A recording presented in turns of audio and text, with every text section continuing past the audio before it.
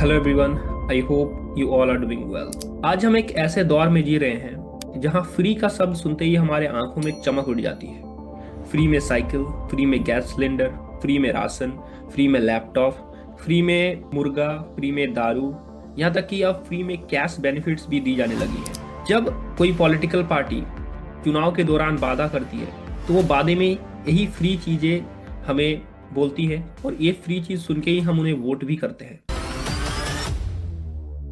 क्या ये सच में फ्री है या फिर इसका जो असली पैसा है वो चुकाता कौन है? क्या ये सच में जनता के भलाई के लिए है या फिर एक तरह से पॉलिटिकल ट्रैप है जिसमें हम देशवासी जो है वो फंसते जा रहे हैं? और ये जो फ्रीबीज है ये किस तरह से वेलफेयर स्कीम से अलग है और इसका जो स्टार्टिंग है वो कहाँ से हुआ है?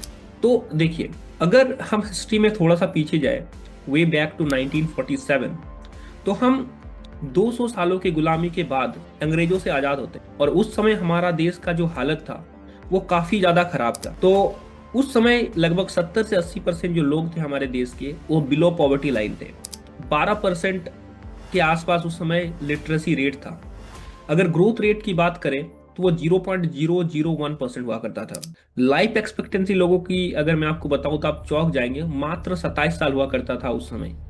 और हम कहते हैं कि अंग्रेजों ने बहुत अच्छा किया हमारे साथ, but this all are fake. और इन कंडीशन में हमारा देश आजाद होता है। तो हमारे देश को फिर से बिल्ड करने के लिए हमारे जो उस समय के लीडर्स थे उन्होंने काफी सारे कदम उठाए। उन्होंने अपना जो फोकस है वो लॉन्ग टर्म चीजों पे लगाया। उन्होंने नेशन बिल्डिंग के लिए, पढ़ाई के लिए आईआईटीज, आईआईएम्स, स्कूल्स ये सब बनवाए। देन आफ्टर उन्होंने रोड्स बनवाए, उन्होंने डैम बनवाए। फिर जो किसान है उनके लिए उन्होंने फ्री सब्सिडीज चलाई कि किसानों को बेनिफिट मिल पाए।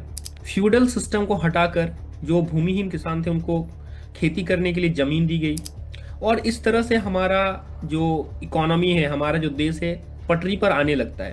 बट हम एक ऐसे समय पर फिर पहुंच जाते हैं 1980s के आसपास, जब सबसे पहली बार तमिलनाडु में, जो उस समय मद्रास स्टेट हुआ करता था, वहां पर पॉलिटिकल रैली के दौरान ये कहा जाता है कि अगर हमारी सरकार जीत के आती है तो हम आपको फ्री नहीं, 1 रुपया किलो चावल देंगे। और बाद में तमिलनाडु में उसी पार्टी की सरकार बनती है और वो जो पार्टी है वो है डीएमके पार्टी, जिसमें चीफ मिनिस्टर उस समय के बने सीएन अन्नादुरई। और ये जो एक फ्रीबीज है एक तरह से वोट विनिंग फ्रीबीज निकल के आती है। बाद में तमिलनाडु में और भी जो पॉलिटिकल पार्टीज है चुनाव के दौरान बहुत सारे वादे करने लगी। उन्होंने यहाँ तक कि मिक्सर ग्राइंडर, बकरिया ये सब भी बांटने लगी। बाद में चलते चलते एक ऐसा समय आता है 1982 के आसपास, यहाँ पर तमिलनाडु स्टेट में ही मिड डे मील स्टार्ट किया जाता है बच्चों के लिए, जो आज पूरे भारत में चल रहा है। और इसी तरह से तमिलनाडु से निकलकर ये जो फ्रीबीज कल्चर है धीरे धीरे ये क्या होती है, पूरे और भी स्टेट में फैलती है। जैसे जब ये हरियाणा और पंजाब में जाती है तो किसानों को सब्सिडीज के रूप में बीज खरीदने के लिए, खाद खरीदने के लिए सरकार के द्वारा पैसा दी जाती है। फिर बिहार में बच्चों को साइकिल दी जाती है, झारखंड में बच्चों को साइकिल दी जाती है। और धीरे धीरे ये क्या होता है, इस समय तक, आज 2025 तक, अब देखेंगे कि अब ये डायरेक्ट कैश बेनिफिट्स के रूप में लोगों को पैसे दी जा रही है। तो क्या ये जो फ्रीबीज है, हर एक फ्रीबीज को हम खराब कह सकते हैं? तो ऐसा नहीं है, हर एक फ्रीबीज खराब नहीं है। जब तमिलनाडु में पहली बार 1 रुपया किलो चावल दिया जाने लगा, उस समय तमिलनाडु में बहुत ज्यादा भूखमरी था, लोग ठीक से अनाज नहीं उगा पाते थे, लोगों में खाने की बहुत कमी थी।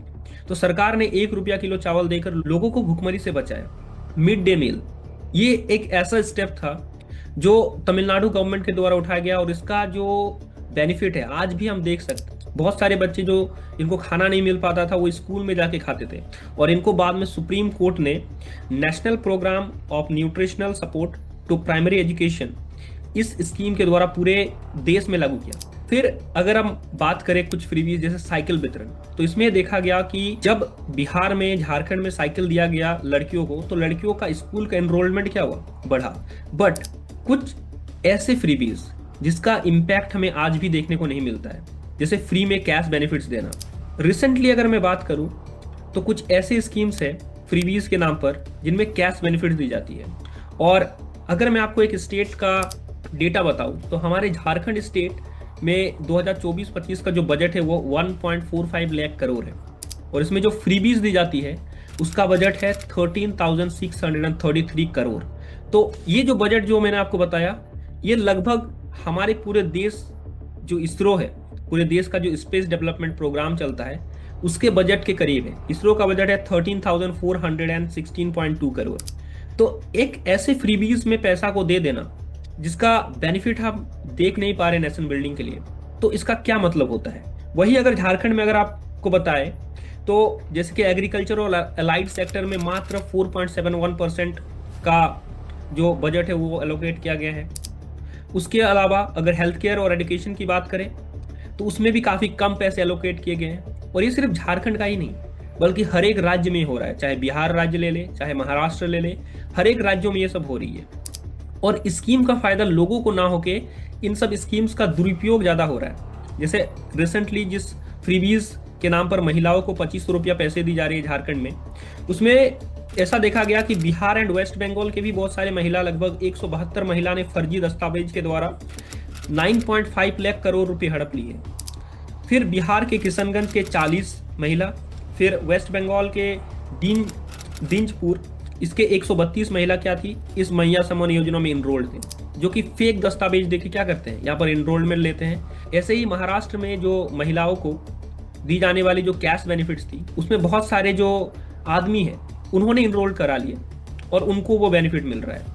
फिर हम ये देखते हैं कि आज के दिन हमारा जो हेल्थ केयर सिस्टम है, हमारा जो एजुकेशन है, उसमें सरकार खर्चा कम करके इन फ्रीबीज पे बांट रही है अपने पॉलिटिकल गेन के लिए। जैसे रिसेंटली एक रिपोर्ट आया है कि हमारी जो गवर्नमेंट है वो लगभग 89,441 जो गवर्नमेंट स्कूल है उसको या तो मर्ज कर दिया है या तो बंद कर दी है। और उनका ये कहना है कि बच्चे प्राइवेट स्कूल जा रहे हैं। तो बच्चे प्राइवेट स्कूल क्यों जा रहे हैं? क्योंकि आपका जो एजुकेशन सिस्टम है वो सही से काम नहीं कर रहा है। हमारे देश में जनसंख्या के मामले पर हम अब चाइना को भी पीछे छोड़ चुके हैं, फिर भी हमारे देश में जो गरीबी है वो कम नहीं हो रही है। हमारे देश में जो लोगों का जो संख्या है वो बढ़ रहा है और स्कूल की संख्या कम होती जा रही है। रिसेंटली न्यूज पिंच के द्वारा दिखाया गया बिहार का एक अस्पताल, सरकारी अस्पताल, जिसमें अगर आप आईसीयू यूनिट को देखेंगे, जहां पर क्रिटिकल बीमारी के लोगों को रखा जाता है, उसका कंडीशन बद से बदतर है। वही कंडीशन आप दूसरे स्टेट में भी देख सकते हैं गवर्नमेंट हॉस्पिटल का। हमारे भारत की पूरी दुनिया में हंगर इंडेक्स में जो रैंक है वो 102nd है। हम ग्लोबल मल्टी डायमेंशनल इंडेक्स में ये बताया जाता है कि 234 मिलियन लोग जो है वो पॉवर्टी इंडेक्स के नीचे आता है। ह्यूमन डेवलपमेंट इंडेक्स में हमारा जो रैंक है 130th है पूरे वर्ल्ड में, जो कि ये बताता है कि देश में लाइफ एक्सपेक्टेंसी कैसी है, एजुकेशन कैसा है, पर कैपिटा इनकम कितना है। तो इतने पिछड़े हुए हम, ऐसे कहने को तो हम वर्ल्ड में 4th लार्जेस्ट इकोनॉमी है, लेकिन अगर आप डेवलपमेंट को देखें तो हम किसी भी देश को टक्कर नहीं दे पाएंगे। यहाँ तक कि हमारा जो बेसिक स्ट्रक्चर है वो ठीक नहीं है। सड़कें बनती है, एयरपोर्ट्स बनती है और भी बहुत सारे डेवलपमेंट वर्क होती है, लेकिन इसमें जो करप्शन है वो काफ़ी ज़्यादा बढ़ चुका है और पॉलिटिकल पार्टीज को अब हमारे डेवलपमेंट से कोई मतलब नहीं रह गया है।